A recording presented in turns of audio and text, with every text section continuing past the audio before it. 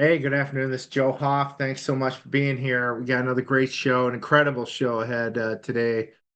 All sorts of stuff going on. And the second segment, we'll have Roger Stone with us today. So just a little bit of treat there. I'll give you a heads up. Get ready. And we are going to drop some bombs with Roger, that's for sure. He is an expert on the JFK story. He's written a book about it, and he knows what's going on. So it's going to be incredible getting some insights from him as in regards to this recent releases of information related to the JFK assassination. So really glad we're getting a lot of that out. I'm not sure if it's all out, but we're getting some, and we got the expert to have on any show to talk about it. So thrilled Roger will be here with us shortly.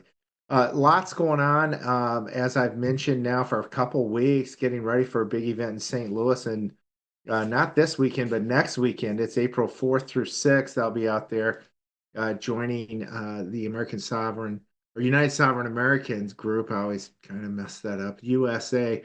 They will have myself and Ann Vandersteel as keynote speaker. Should be a lot of fun. I've been thinking a lot about what to share. We've got so much to talk about. I've written some books. I'm going to bring some books with me, sign those for people if they want to get a copy, and hopefully we'll have a chance to see you there. If you're in the St. Louis area, come on by.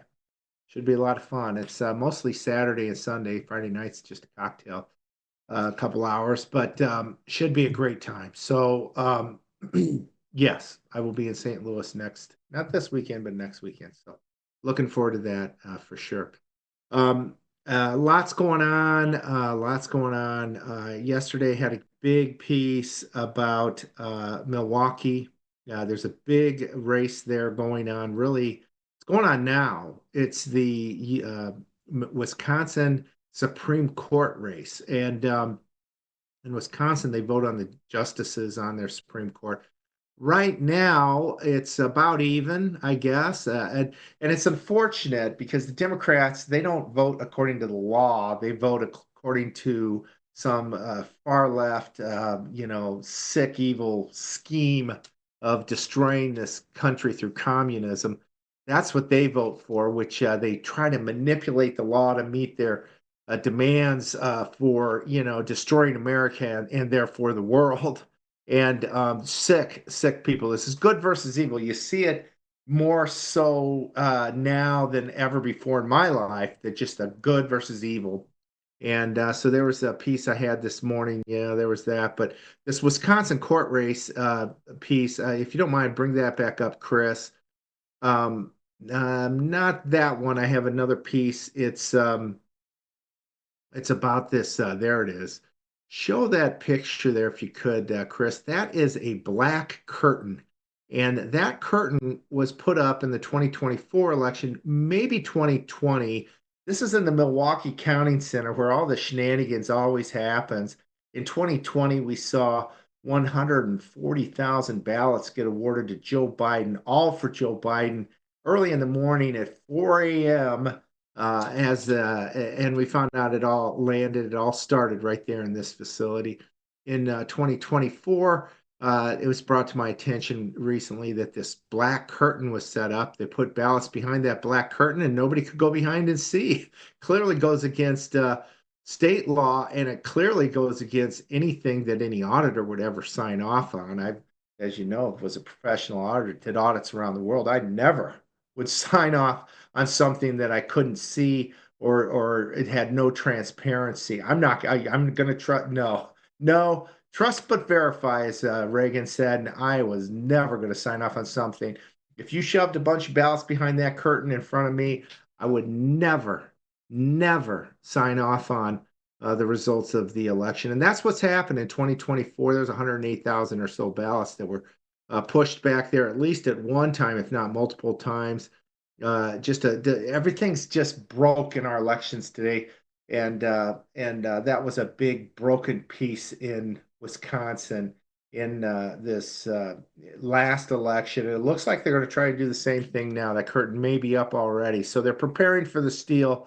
And if they can steal the Supreme Court in Wisconsin, They will change the U.S. House because that is based upon so many seats in Wisconsin. I believe eight, similar to Missouri. And you have right now, I think it's like 6-2 in Missouri and Wisconsin. And yet, for some reason, they can't put these races together to get a clear candidate for governor that's in the GOP. Trump won this election, but then the Senate race, surprisingly, after they counted those 108,000 absentee ballots in Milwaukee, he fell behind and was not able to surpass the lesbian current senator in Wisconsin who nobody likes. And she ends up beating this Navy SEAL who was just extremely impressive. So that doesn't sound like the people of Wisconsin that I know. I don't think they'd be voting for this woman over a Navy SEAL any day. So lots of bad stuff going on there. We've got to get that fixed. That was a big piece yesterday, and it got a lot of attention online as well. So you can go see that at joehoff.com. Um, so that's been going on. The Black Curtain. We got the Supreme Court race, and yeah, unbelievable stuff in Wisconsin.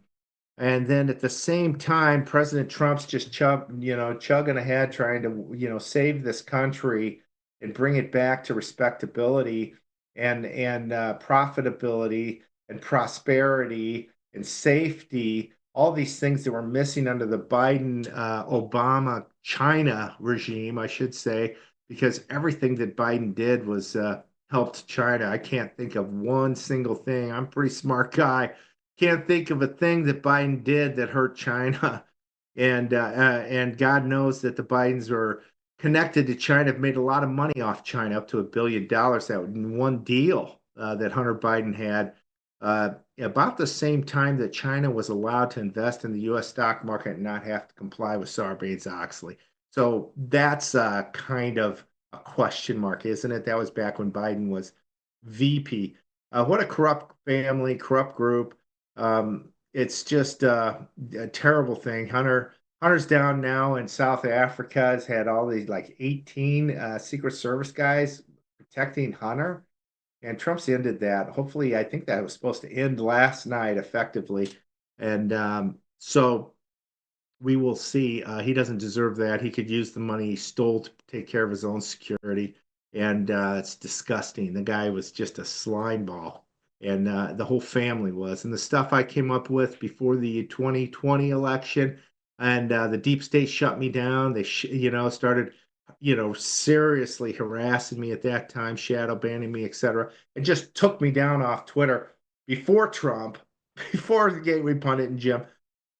I was the first one because I'm putting this stuff up about Hunter Biden and that seedy, sick family and the stuff that was going on behind closed doors, and they didn't like it. So, actually, was proud to be able to do that. But that's the deep state going after us, and we're seeing the deep state hasn't stopped. A lot of stuff really to talk about, but this one event, my daughter called me up, I believe it was yesterday, maybe the day before, said, "Oh, there's this terrible thing that these guys were on a signal chat and it got leaked to this guy at the Atlantic, and oh, it just looks terrible." And I was like, "What's going on?" First of all, if it's the Atlantic, I know it's garbage, it's a lie. That place is nothing but filth, and always is. And then also the reporter who's from the Atlantic, this ding dong that was involved in other lies in the past. The Trump saying that the troops were terrible. There was some wording that they used that Trump said about our U.S. troops, which is all a lie, couldn't at all be confirmed. It was that's the Atlantic.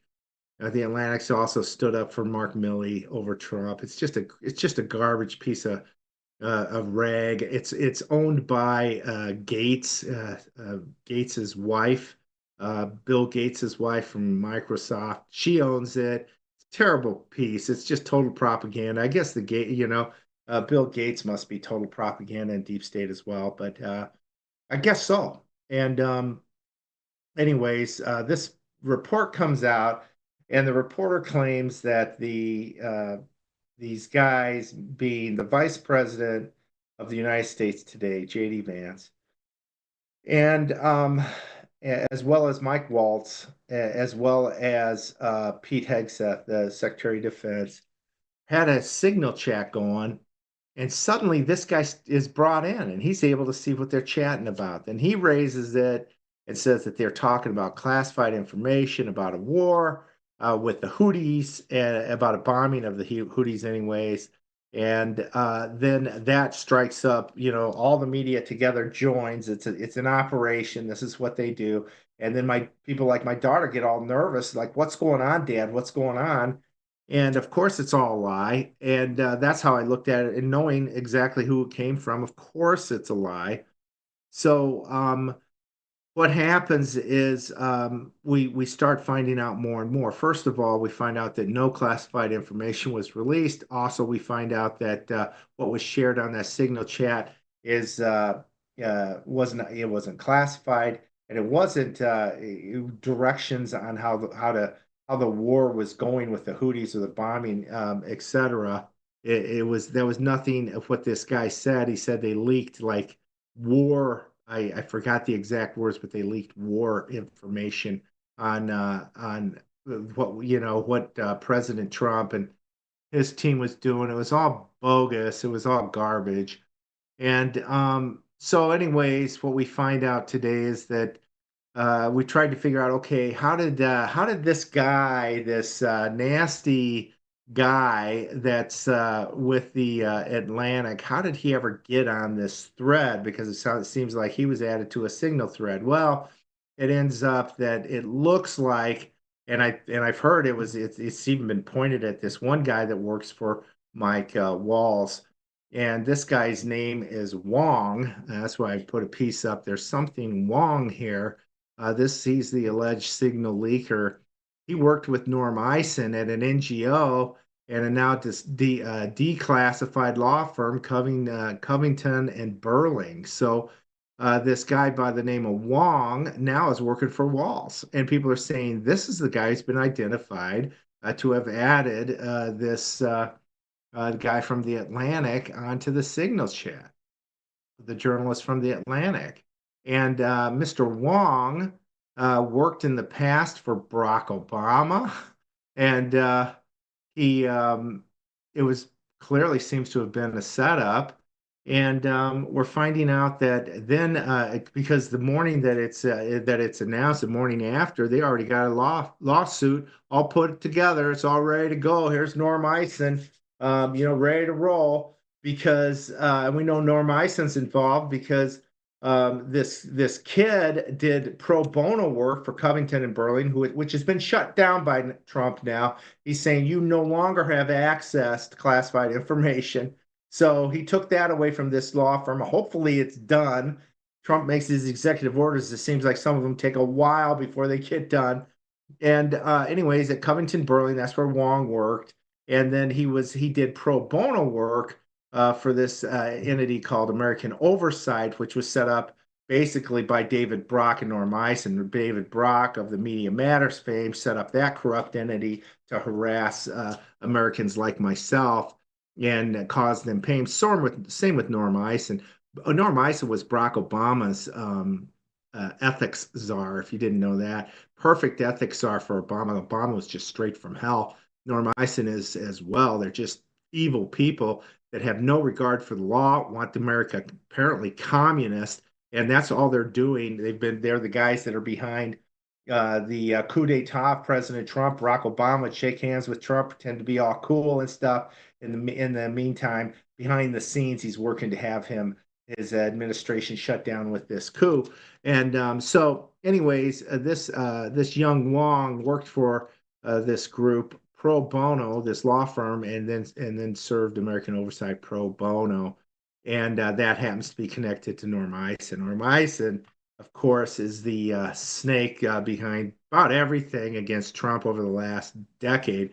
Real sick, demented, perverse guy that's just an animal. So, anyways, Wong appears to have worked for them. They had the case all set up. The next morning it comes out, And then we just find out, minutes ago, before the show, that what happened. But they filed this case, and it's been assigned to none other than Judge Boasberg. Now, as you recall, Judge Boasberg is the judge that stopped and prevented President Trump from and there's some crimes involved with this as well. Boasberg's a snake. He's a scumbag. He's not a judge. He's another player of the deep state, just like Eisen and the rest. They're all scum, evil, nasty people.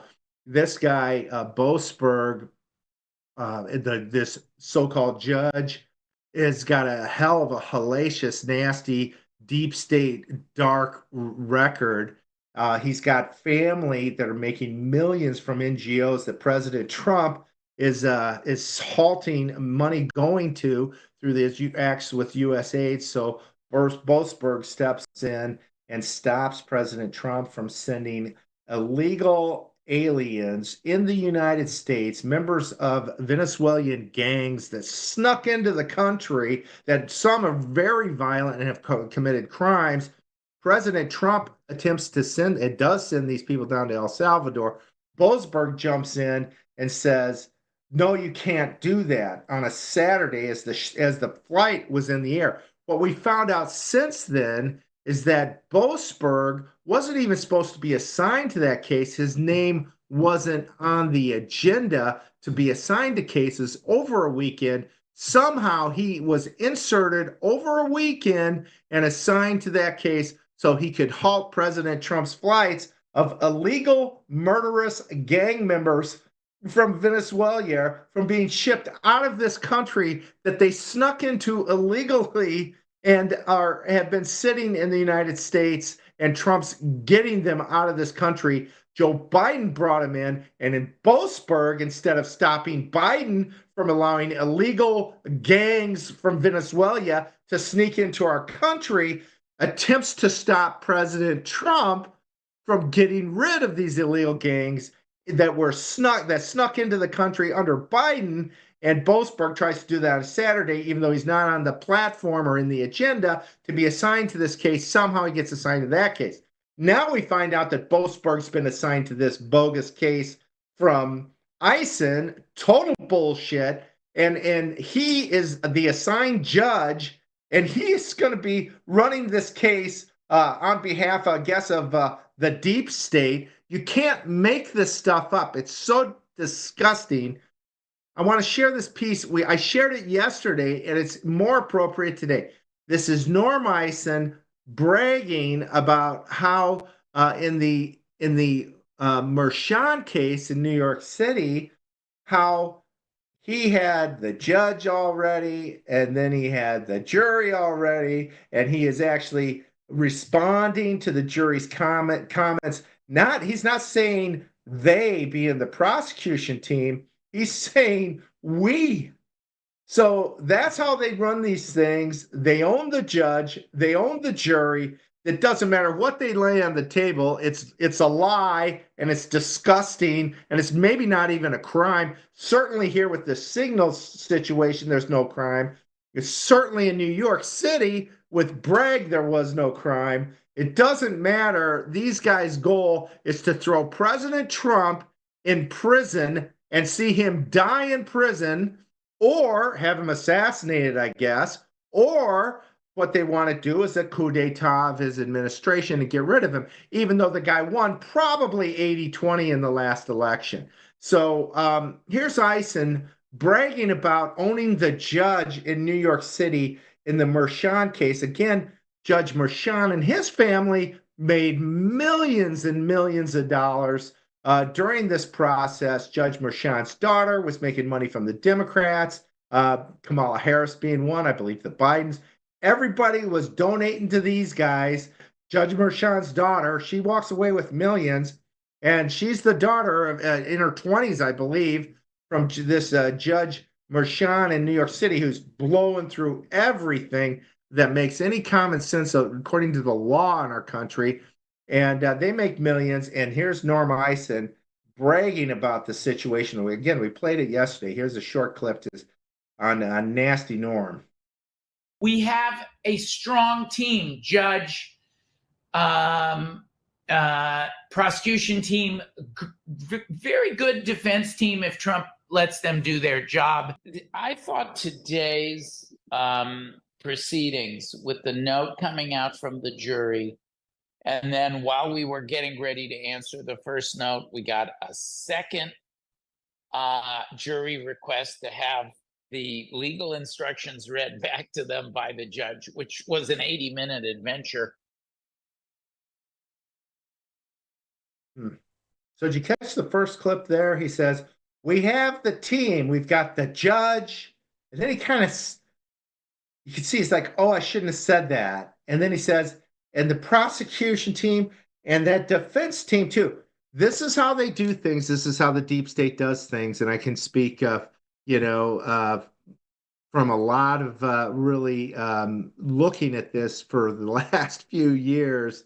This is how they do things. They get a corrupt judge, they get a corrupt prosecution team, and then maybe even they get a corrupt defense team to defend people like the president of the United States so that they can just do whatever they want.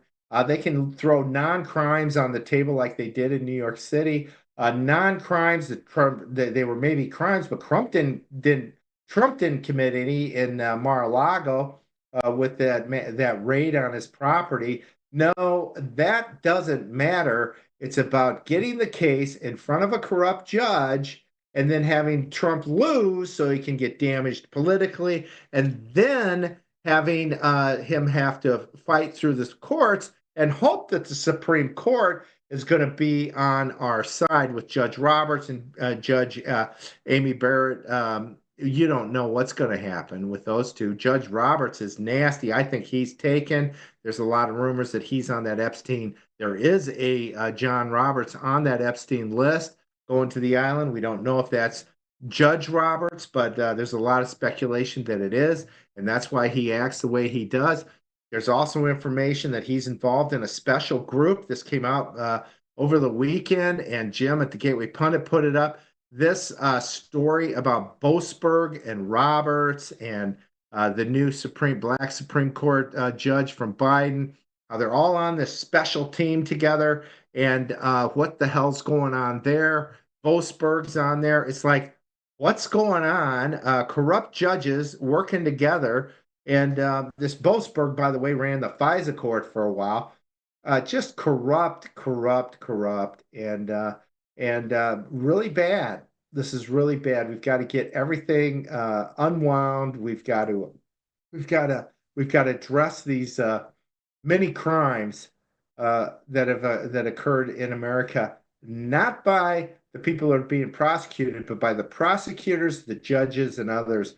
They need to investigate Roberts and all these elite judges that work together in this special group. There's a picture. There's Boasberg's the top left, Roberts in the middle, the new Supreme Court judge bottom right. Above hers, and there's two Obama judges, kitty corner, top right and bottom left. The nastiest, most disgusting judges you ever met. They're not judges. They're not judges. None of these people are.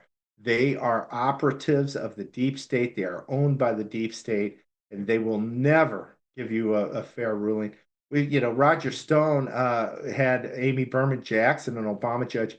That lady is vile. She's disgusting. She's of the same ilk as Norm Eisen. These people are sick. They have no desire for the truth. Their desire is to punish their political enemies. If it means imprisoning them, if it means putting them in terrible situations in jails, like the January Sixers, where they're getting tortured, literally, as Jake Lang mentioned yesterday. Some of these guys were just beaten so bad.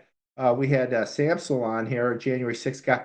I believe his eye socket got broke from the damage that they caused him when they beat him up. It's just disgusting what's going on in this country. We've got to get it fixed. I got to tell you, maybe a last note here. I am really wanting Pam Bondi and Kash Patel to get some things done. There's enough time already. I'm sorry. You've got a month and a half. We've got to get people out of the FBI and DOJ that shouldn't be there. now, not tomorrow, not this weekend, today. Get them out of there. And if it means there's two of you left, start with that and build a team of Americans that want freedom and fairness and justice in this country and get rid of the West. Nobody wants our America to pay for criminals in the DOJ and FBI. We don't want that. We don't want that. And I was on OAN last night with Dan Ball, and I was talking about this too. This whole situation with this, they're calling it now Signal Gate. What a joke! All those gates are lies, by the way. Did you notice that? Watergate, Signal Gate, Russia Gate. They're all lies. They're all built around total lies. Richard Nixon was set up. Roger Stone can fill us in on that here shortly. He was totally set up, and this isn't the way things should be. But anyways, I was mentioning that you had Senator Mark Warner yesterday in the Senate, and ironically, this was set up a couple weeks ago or something. And magically, these guys come in front of the Senate yesterday, and it's the head of the CIA, and Tulsi Gabbard, and I think Kash Patel, maybe even Pete Hegseth from the Department of Defense. Can't remember if he was there, but they start, barraging them with questions about this signal situation, which immediately was debunked by all of them, saying there was nothing. This signal was brought in by the Biden administration. We all loaded it onto our machines when we came on board. We were told to, and and by the way, I'm hearing they're going to be looking into Waltz's signal situation to see how this guy got on this thread. But here's Warner saying, you're bitching about these guys using Signal. We found out in 2017 that Warner used Signal to try to get a hold of the head of this Russian oligarch. I think it's Perestroika. I'm not saying the name right, but he was Warner's trying to get a hold of this oligarch who was trying to get into the U.S. Lo and behold, 4 years later, we found out that same oligarch was working with this guy from the FBI who ends up getting sentenced for 4 years in prison for actually working with the Russians and all over a Signal situation as well. So just unbelievable how all this comes full circle. Anyways, we're going to take a quick break here in a moment. Before we do, I want to bring up one thing that we've been talking about for some time before I go to break. And I want to bring up an opportunity for you. It's from the Oxford Group. It's an opportunity to not buy oil stocks, but collect mailbox money from oil royalties instead. And I'm talking about passive income, residual income, starting with as little as $25 a month. Go to hoftoilboom.com, HOFTOILBOOM.com, and tap into these monthly royalty checks. You don't need to be wealthy or connected. You just need a regular brokerage account. So again, check it out at hoftoilboom.com. You'll hear more during this break, and we'll be back after that with the great, one of the greatest statesmen in America today and ever, for that matter, Roger Stone. See you then.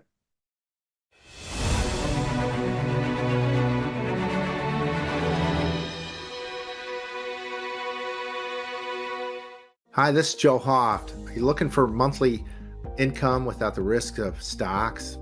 Here's something you won't hear about on CNBC.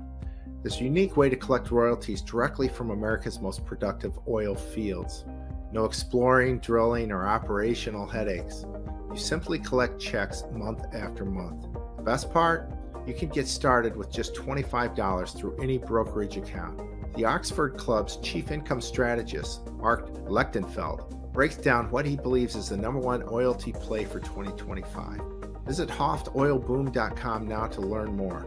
That's hoftoilboom.com, HOFTOILBOOM.com. Stop buying oil stocks and start collecting oil royalty checks now instead.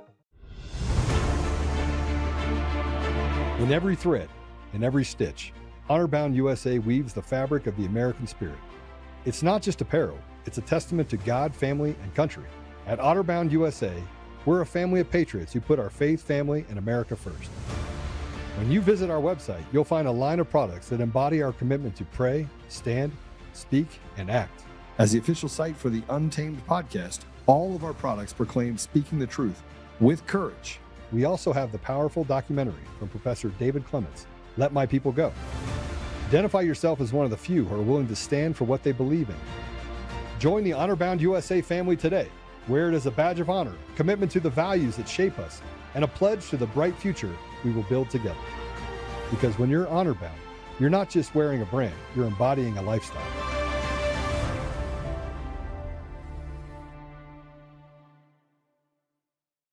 Hi, I'm Joe, Supreme Leader of DCF.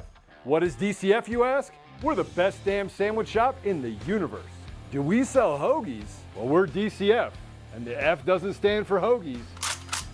We got 9mm sandwiches, we got beastly baguettes, and we toast buns like no other.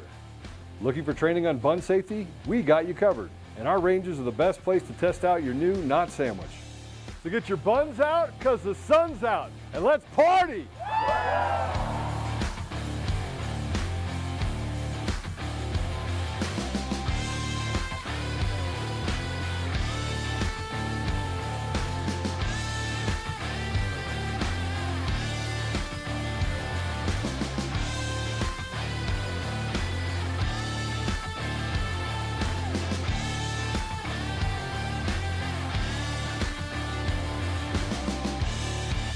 We're not actually a sandwich shop.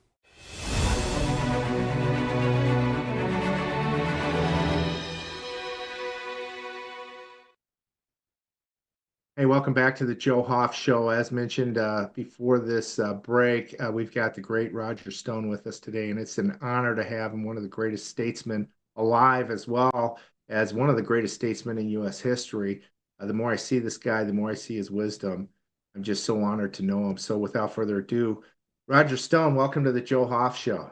Joe, great to be back with you, as always. Oh, thank you, Roger. It's really warms my heart to see you. I think the last time I saw you was up in Vero Beach. You gave an incredible talk there.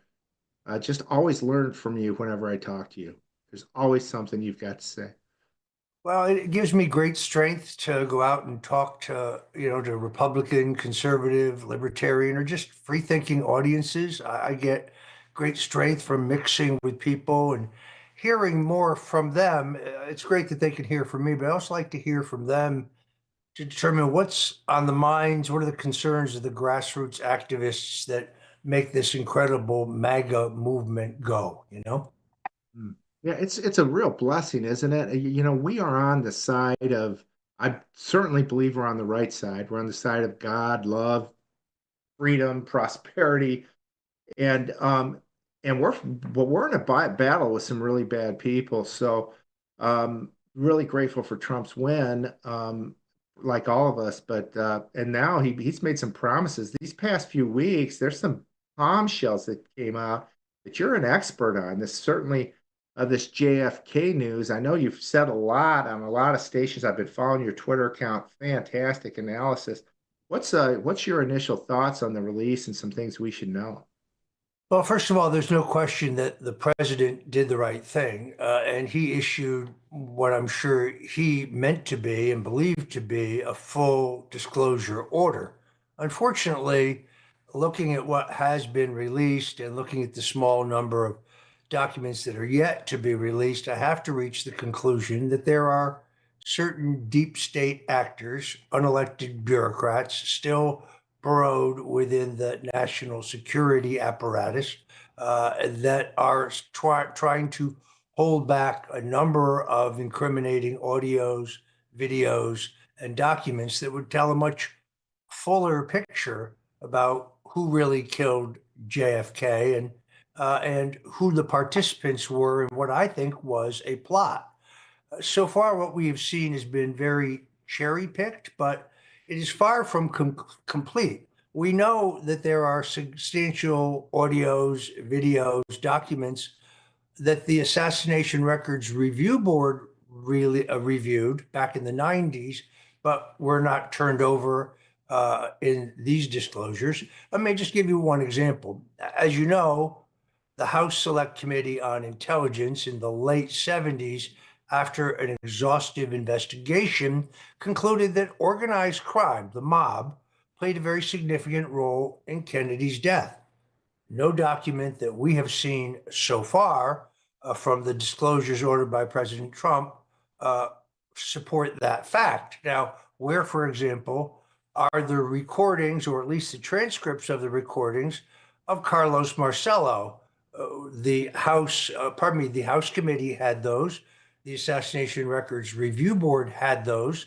Marcello was recorded with a bug by the government in his prison cell before and after the assassination. It is alleged that he had knowledge of it before and bragged about it afterwards. Where are those recordings, or at least a transcript of them?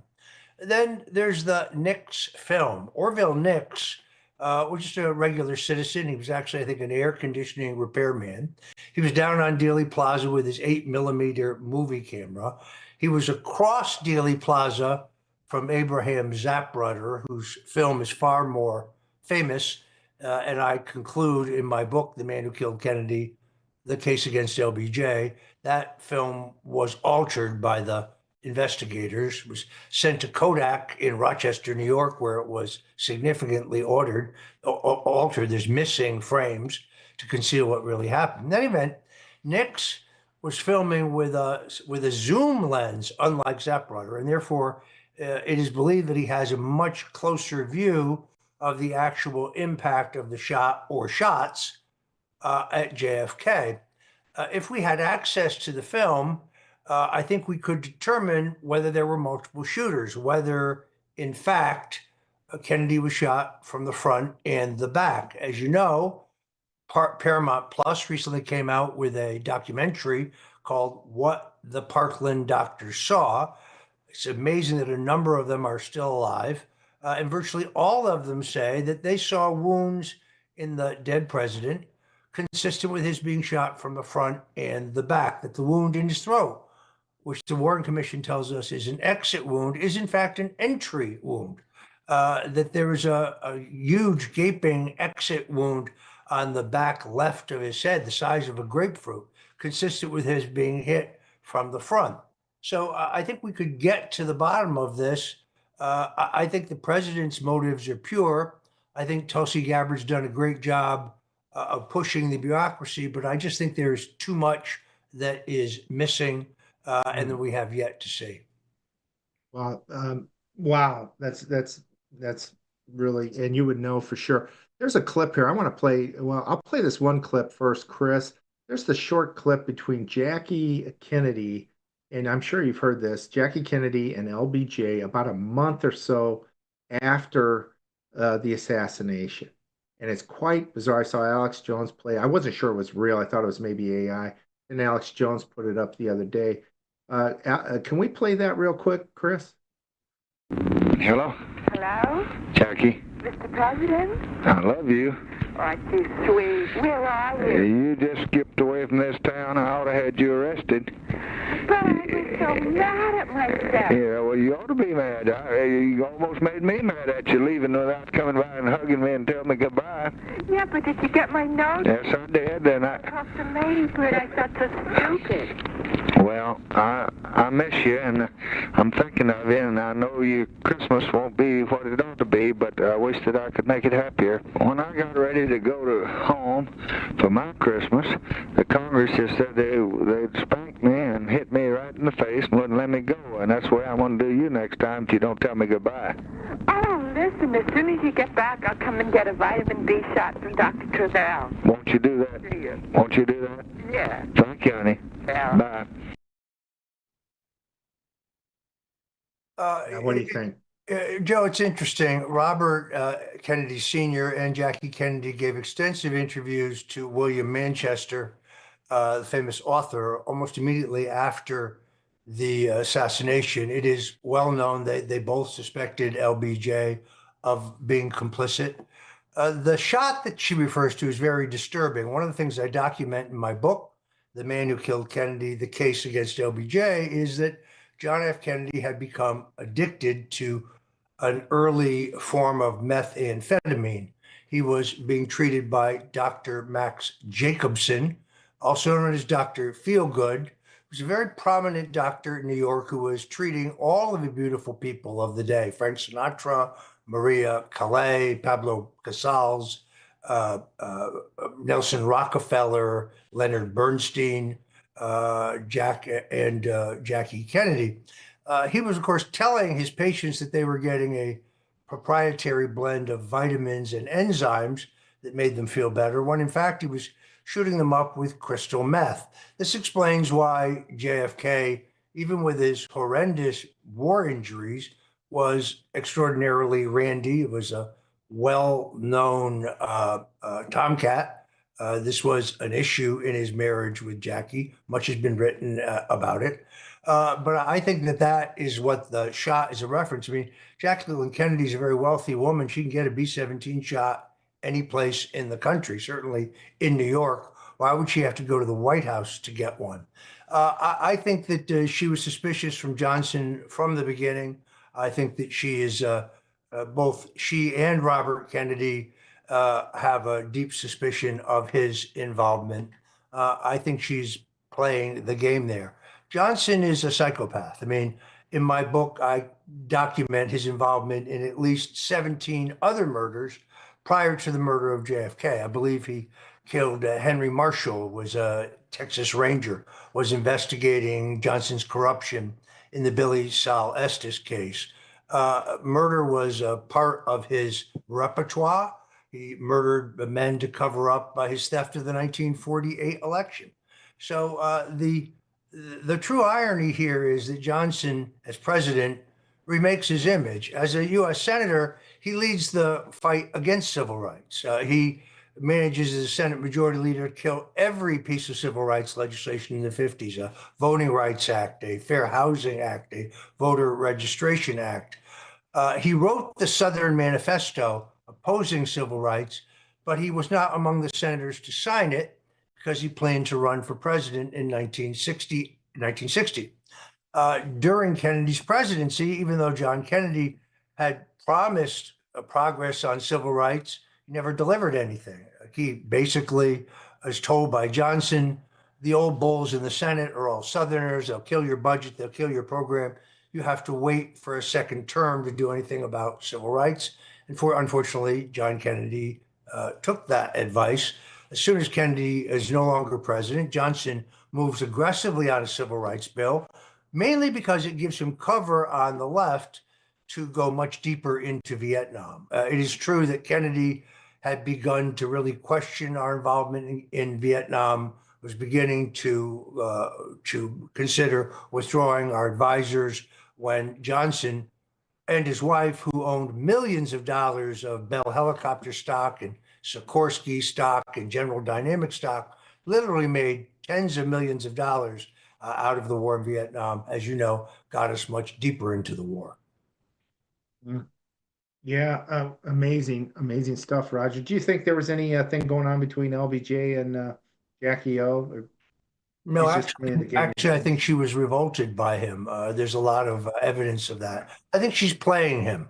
I mean, he is extraordinarily powerful, and she knows it.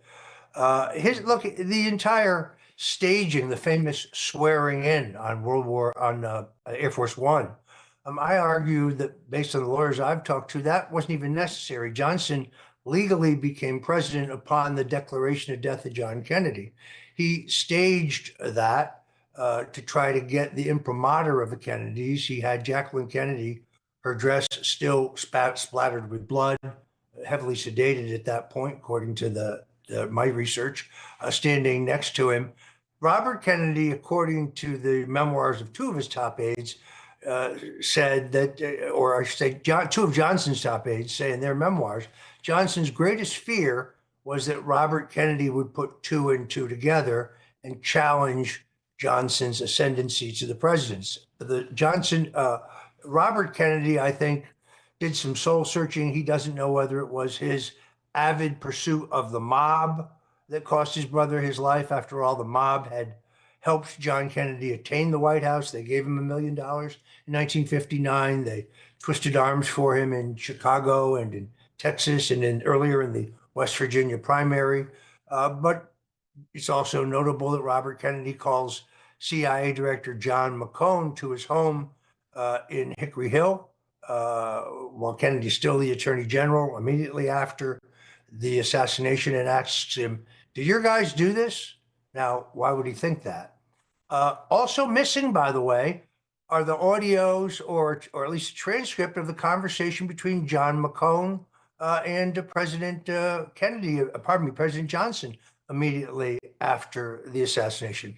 That's missing from the archive. So what the National Archives has turned out is at a minimum incomplete, and I think cherry-picked to try to reinforce the false narrative that Lee Harvey Oswald, a man who even the KGB says in these documents was a poor shot, got off 3 expert shots, all from behind, to kill John F. Kennedy. As you know, I believe the actual shooter from the 6th floor of the Texas School Book Depository is a man named Malcolm Mac Wallace.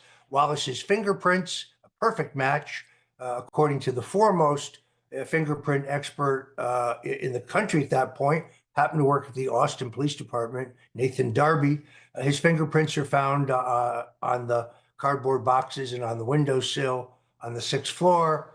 A recent audio tape, which Alex Jones released, which came from the grandson of Billy Sol Estes, a flamboyant Texas wheeler dealer who was a crony of Johnson's, would ultimately be indicted for giving kickbacks. He took the fall for Johnson. But there's an audio of Billy Sol Estes, who, when he got out of prison, said that he actually sat in meetings with Johnson in which the murder of Kennedy was planned, and that the shooter was indeed Malcolm Wallace.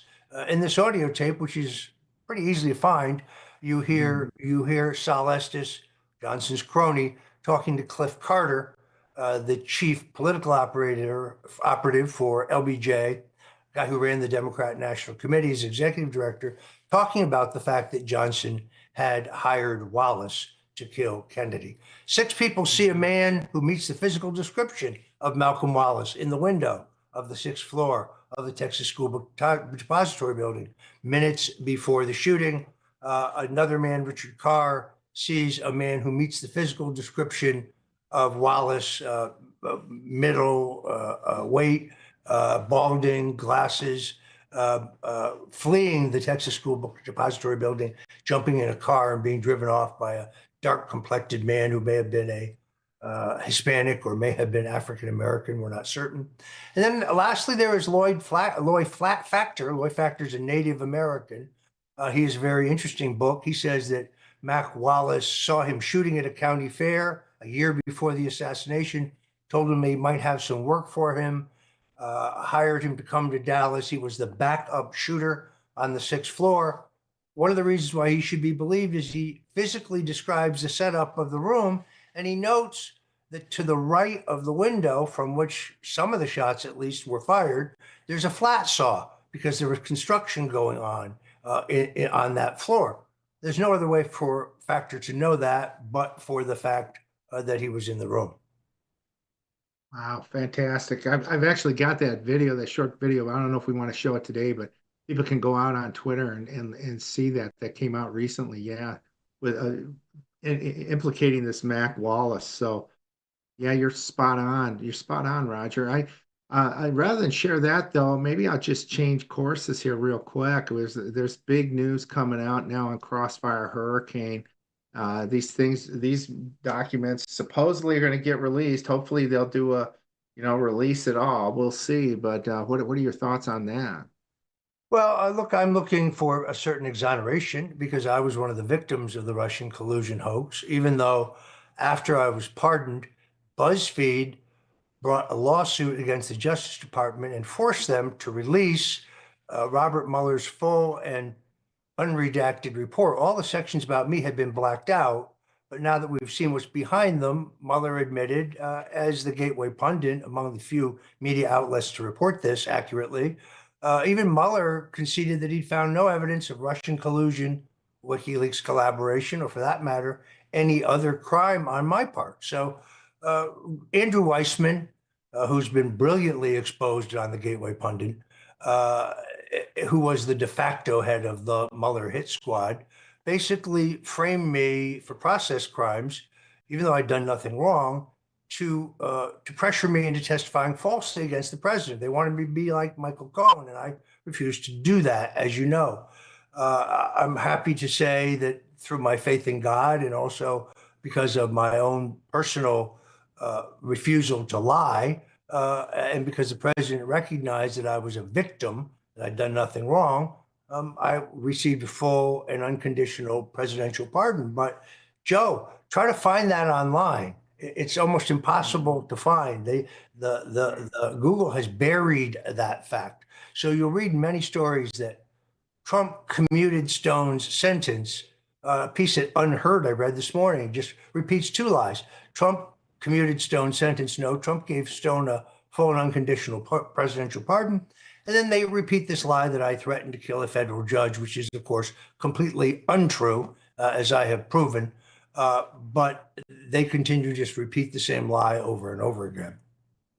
Yeah, they sure do. And that judge was one nasty judge, though, at that. That was Amy Berman Jackson. And what a piece of work she is. And we're seeing it with other judges now, Obama judges. We're not having this lawfare continues. One thing is that you mentioned there, too. We've had some January 6ers on the show, and I'm sure you know and have had some of these guys on your show as well. Enrique Tarrio, Stuart Rhodes, and others, Jake Lang, they all mentioned that the DOJ comes in and says to them, hey, if you say this, we'll reduce, the number of years that we're going to incarcerate you from maybe 20 down to 2 if you say Trump was involved in an insurrection and he wanted you to be part of or something like that. This seems to be, I think that's a crime. I believe that's a crime and should be. And it looks like it was happening all over the place. Sounds like it happened in your case as well. What's happening? It's exactly what they did to me. So, look, the Mueller prosecutors told 2 different federal judges that they had probable cause to charge me for treason, conspiracy against the United States, counterfeiting, money laundering, unauthorized access to a government computer, aiding and abetting a felony before and after the fact, wire fraud, and mail fraud. After going through 1 million emails and all my text messages, they found no evidence of any of those crimes.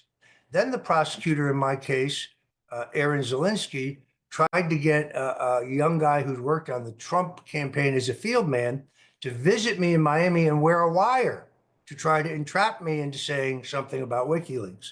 I didn't know this guy. I was a young guy who had reached me for some career counseling via text. Seemed like a nice young man, but I've never actually met the guy. He refused to do this.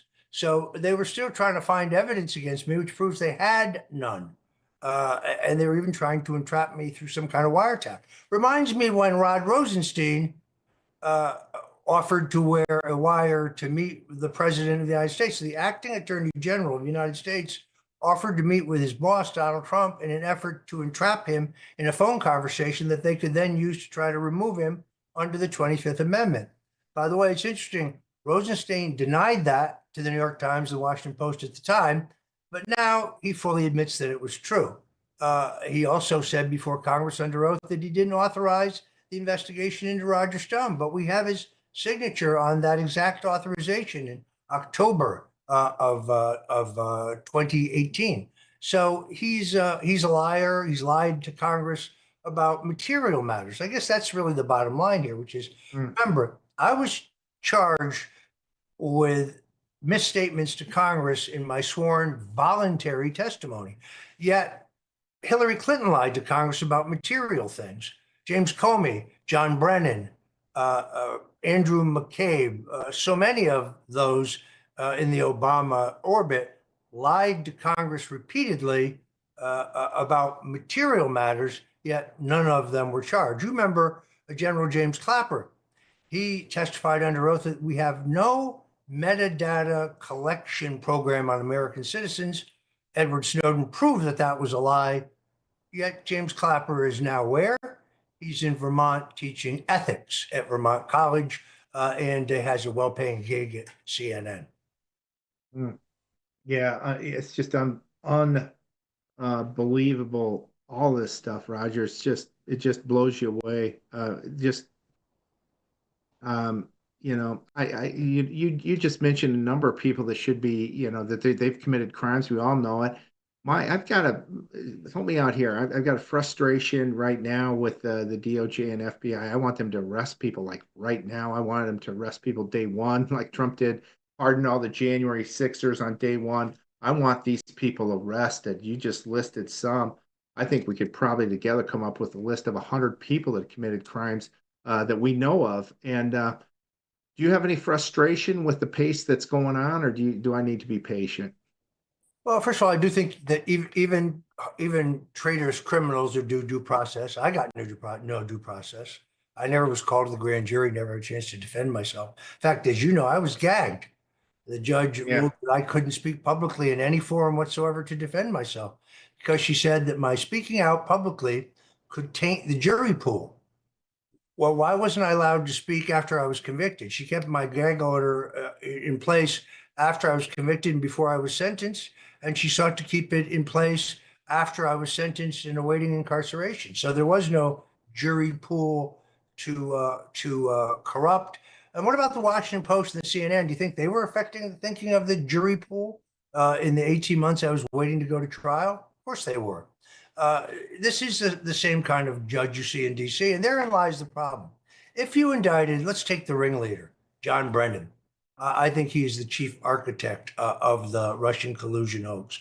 We know that he went to multiple English-speaking countries to ask them to begin surveilling 26 associates and supporters of the president, including myself, George Papadopoulos, Carter Page, and others. Had no probable cause for that. Uh, he's also the one who knows full well that the Steele dossier, which Andrew Weissman knew came from Hillary Clinton back from his days as general counsel to the FBI, knows that it's a fraud, but they used it anyway as the rationale to begin the Mueller investigation and the whole Russian collusion hoax, which is to this day the single greatest dirty trick, the single greatest abuse of power, nothing less than the full use of the authority of the United States government and the extraordinary capability of our intelligence agencies using two pieces of fraudulent evidence, the Steele dossier, completely fake, and the false claim that the Russians hacked the DNC, which is simply not true. When we're challenged about that, and you still are, they say, well, it's true because John Brennan says it's true. We've seen no evidence of that whatsoever. The CrowdStrikes report, which, by the way, the judge would not allow my defense attorneys to see during my trial, is countermanded by the testimony of Sean Henry, the president at that time of CrowdStrikes, the third party company that was brought in to look at the DNC servers. The FBI admitted in my trial they'd never even inspected them. He admits before the House Intelligence Committee that he has no evidence of a Russian hack of the DNC either. It's because there isn't any. Now, when I wanted Bill Binney, who's probably the leading counterintelligence IT guy in the CIA at one time, to testify at my trial and to present forensic evidence would have proved that no one hacked the DNC. And to the extent that material was stolen, it was downloaded to portable drives and taken out the back door by someone, the judge would not allow his testimony, nor would he allow us to enter any of that material into evidence. Roger, I put a piece up this morning. Really, a lot of this comes down to the Seth Rich case, doesn't it? I mean, isn't that, in my opinion, he was the individual. I'm making some assumptions here. That's how the emails got to WikiLeaks. He dies, and the FBI now for 8 years, Ty Clevenger has been trying to get at the data related to Seth Rich. The FBI's been lying. We've caught them in lies. They said they didn't have anything. Then we find out they have like 2 laptops of Seth Rich's, his work and his private one, sitting on a shelf, probably next to Hunter's laptop or whatever, as people say. And but they said they had nothing, and they're still doing this. And I just wonder if anything's going to come out in this crossfire hurricane about Seth Rich at all. And maybe, finally, what are your thoughts on that? What are your thoughts about Seth Rich? Well, as you know, a lot of the talent at Fox, Sean Hannity, among them, others, were sued by Seth Rich's family. I would not have settled those lawsuits. I would have said, "Okay, you're great. Let's go to law. Let's go to court." They would have been compelled to produce certain evidence. I have to hope that the new FBI director, who I have a huge amount of confidence in, Kash Patel, will ultimately order his underlings to release whatever information they have regarding Seth Ridge. By the way, I don't know what happened. I'd like to find out what happened. At a minimum, it's extraordinarily suspicious. Where is the video security camera footage of the final hours of Seth Rich's life? It's missing, or the FBI has it. They won't turn it over. It's interesting also how Seth Rich's parents changed their story after the DNC assigns them a crisis management spokesperson. So it is at a minimum very curious, but this we do know. There was no online hack of the DNC, and therefore it isn't by the Russians, and therefore it's not possible for me to have lied about that. It is still to this day, I see all these influencers, conservative influencers, and other conservative media personalities being swatted, which is extraordinarily dangerous. This is when somebody calls the police and says there's a violent event going on at Joe Hoff's house. You need to get there immediately. He's barricaded members of his family. He's threatening to kill people. It's all false. But it's very dangerous. They show up at your house, loaded, expecting the worst. And then I thought about it. I've been swatted myself, only it was done in my case at the highest possible level. When you're charging somebody with a first-time nonviolent process crime, however unjust, they just needed to call my attorney, and I would have turned myself in. My attorney spoke to Mueller's office the day before I was arrested. We handed over 90 pages of text messages that proved that everything I had said was true, that I was told by one of the government's witnesses, Randy Credico, that the WikiLeaks disclosures would come in October, that they were political dynamite.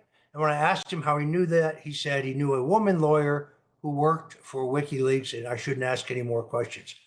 They said I lied when I said that. I have the text message in which he told me that. The judge would not allow it to be entered into evidence in the case. It was outrageous, outrageous what you went through, Roger. And you mentioned Bill Binney, that's what made me think of Seth Rich. He was saying the data looks like it was copied too fast. It couldn't have been done, over a landline or whatever. It had to be done probably through a flash drive up front. That was my understanding. So I'd like to get to the bottom of all that. I think that may be one reason that they, started Crossfire Hurricane. People have, there's a lot of crimes I think ultimately they were trying to cover up. And then they do the same technique they did with January 6th, et cetera, is change the narrative by accusing you of basically doing the same thing that they're doing on January 6th, stolen election. Let's arrest all these people, create a riot, and then call them a bunch of insurrectionists. Outrageous. I really pray and hope to God that under this Trump administration, we can get justice to all, for all of this. And that's a big prayer of mine, and I'm sure of yours as well, Roger. Well, I'm anxious to see the documents are not posted yet. I'm anxious to see the Crossfire Hurricane documents because obviously I like to see specifically the documents pertaining to me. It's only recently come to my attention that they tried to get some poor guy out to come visit me and wear a wire to try to entrap me. Proves that they had no evidence against me. It remains one of the greatest, as I say, outrages, one of the greatest abuses of power in American history, but no one has been punished. And John Durham's report, quite frankly, even though it confirms many things we already knew, that this illegal conspiracy was born in the Oval Office, Joe Biden and Barack Obama were fully involved in it, as was Susan Rice, as was James Comey, John Brennan, Andrew McCabe, and others.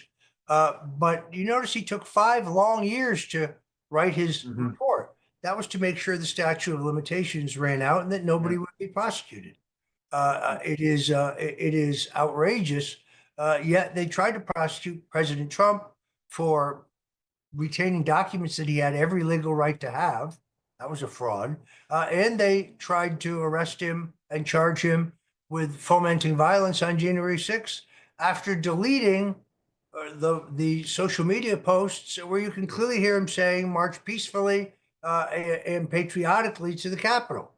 So it is a broken system. We have to hope under Pam Bondi and Kash Patel and John Radcliffe that this system will get fixed. Yeah, absolutely. And by the way, I had Rudy Giuliani on the show, and he said there's no statute of limitations for treason or murder. So hopefully, some of this stuff, if it's labeled as treason, which I think it was, that we'll address some of this stuff during this administration. Hopefully, Roger, it's an honor to have you here. How can people follow you, and where can they go to help you in any way?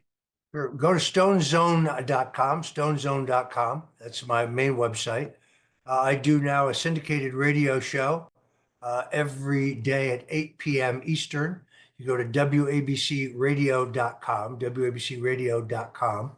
You can also get to it through stonezone.com. And of course, you can get my great book on the Kennedy assassination, The Man Who Killed Kennedy, The Case Against LBJ, by going to themanwhokilledkennedy.com.